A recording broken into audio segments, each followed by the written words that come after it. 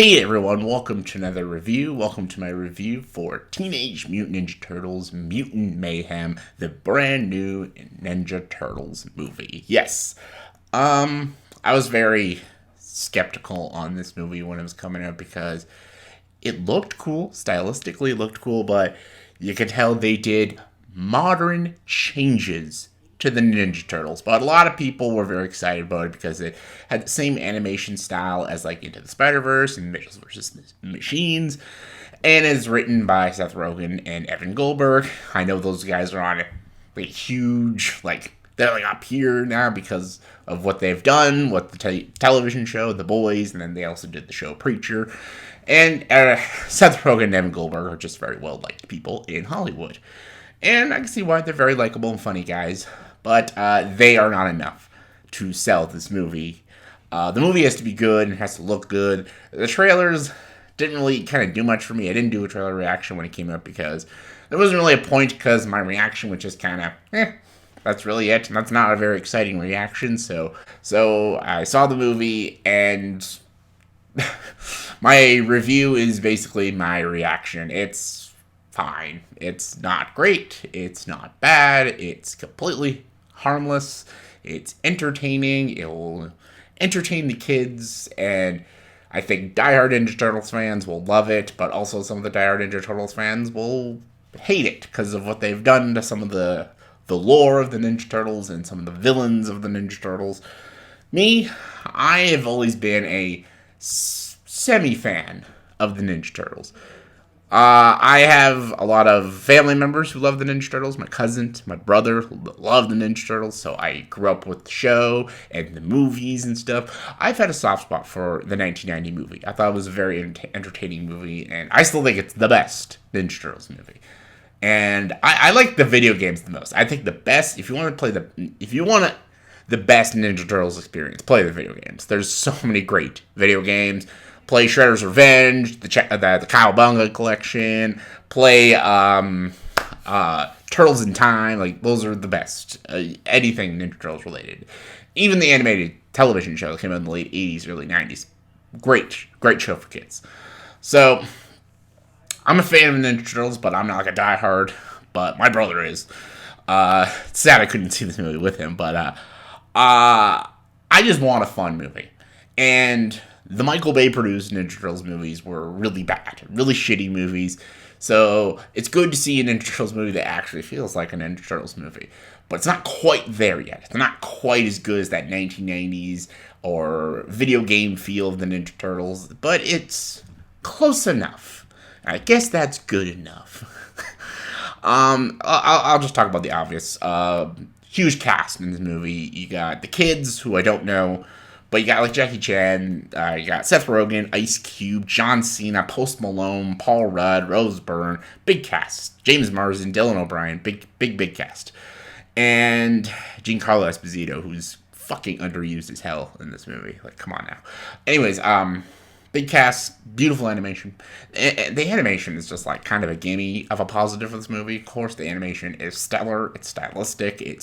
This animation is just so well done, and it's just so nice to look at. That's why, like, the Puss in Boots movie was beautifully designed, but the Puss in Boots movie also had smart writing, great characters, and just had so much watchability for that movie. Like, I've seen that movie like 3 times already because I love the Puss in Boots sequel. Same with Spider-Verse and Into the Spider-Verse and Across the Spider-Verse and more Spider-Verses to come. Great characters, great story. This one just has that beautiful stylistic animation and the really good swooping action sequences, and it has a good pace. It's very rare we get like 95-minute movies, because every movie just tends to drag on and on and on, and I don't know why they do that. It's refreshing to see a pretty short movie, and it's good that it's short, because kids nowadays don't have a lot of attention spans. Fuck, adults nowadays don't even have much of attention span, so it's refreshing to see a shorter movie, and it's very well paced. So the pacing is good, it's entertaining, it's got good animation. That's really enough. That's all you need for a Ninja Turtles movie. It's got killer animation, cool action, it's entertaining, is it well paced, is it just fun for the kids and the adults to have a good time and sit and eat some popcorn and just watch a Ninja Turtles movie. Like, if that's what you want, it's what you're gonna get, man. And I know that's what most people are asking for, which is just fine.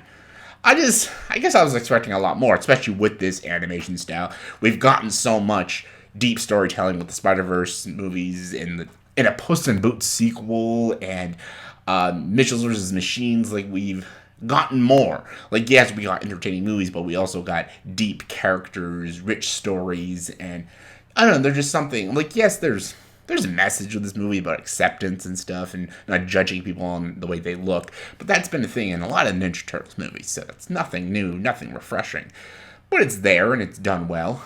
But I don't know, these kids, as much as the kids are doing a pretty decent job with voice acting, I just didn't buy them as Michelangelo, Raphael, Donatello, Leonardo. Like, I don't know. I felt like they were too young. Like, I know they are themselves as teenagers, but they actually sounded like little children. When I was listening to the Ninja Turtles in this movie, they felt like kids, not teenagers. Like, I know what teenagers sound like. I was once a teenager. I know what teenagers sound like. They just don't sound like that.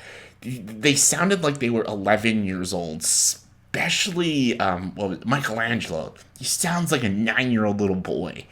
And teenagers just don't sound like that. Like, my brother sounded like a 30-year-old man at 15 because he just hit puberty really early. But I know that's not all people, but I don't know. The teenagers, the Ninja Turtles just don't sound. I felt like I was watching preschool Ninja Turtles, not teenage Mutant Ninja Turtles. So it was very distracting for me. Just the whole movie while listening to them, I'm just like, I don't know.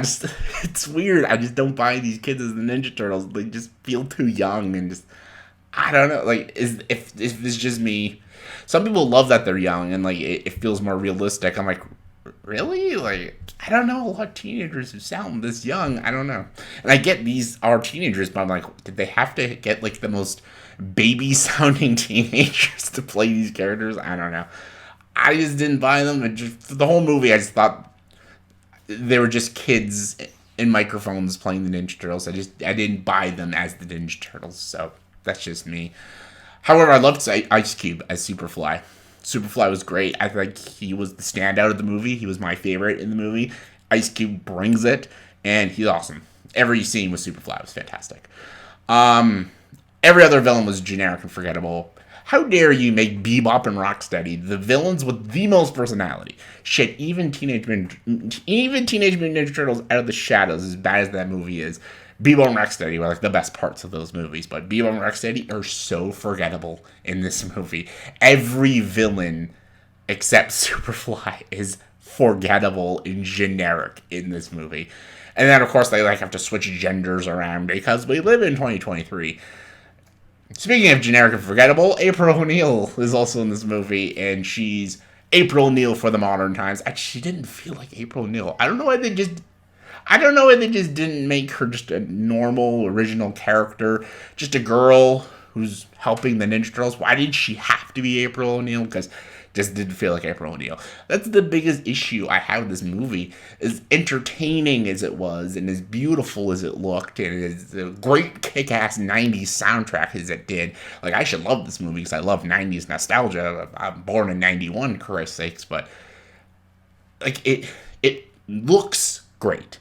And it looks like a great movie. And in hindsight it is, but when you actually like hear it and watch it, there's just something missing about the movie. There's like certain heart and soul to it, and there's just, I don't know. I felt like the movie threw too much in it, too many villains in it, and I don't know. I felt like it was trying so hard to be realistic with the teenagers. It kind of lost its way, and I don't know.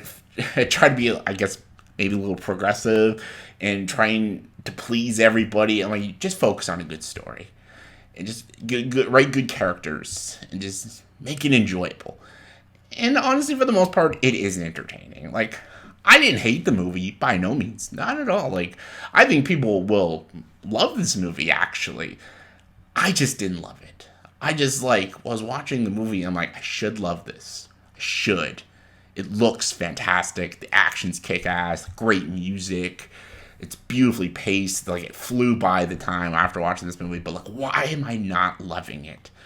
Like, what's wrong with this movie? Then I just kind of, like, I was just piecing it all together. I'm like, it's the cast. And it's just, it doesn't feel like the Ninja Turtles at times. It just feels like Seth Rogen and Evan Goldberg making their own spin on the Ninja Turtles. Just, I don't know, it just doesn't have that heart and feel of the Ninja Turtles. And I don't know, it's a good movie, just, it could have been so much more.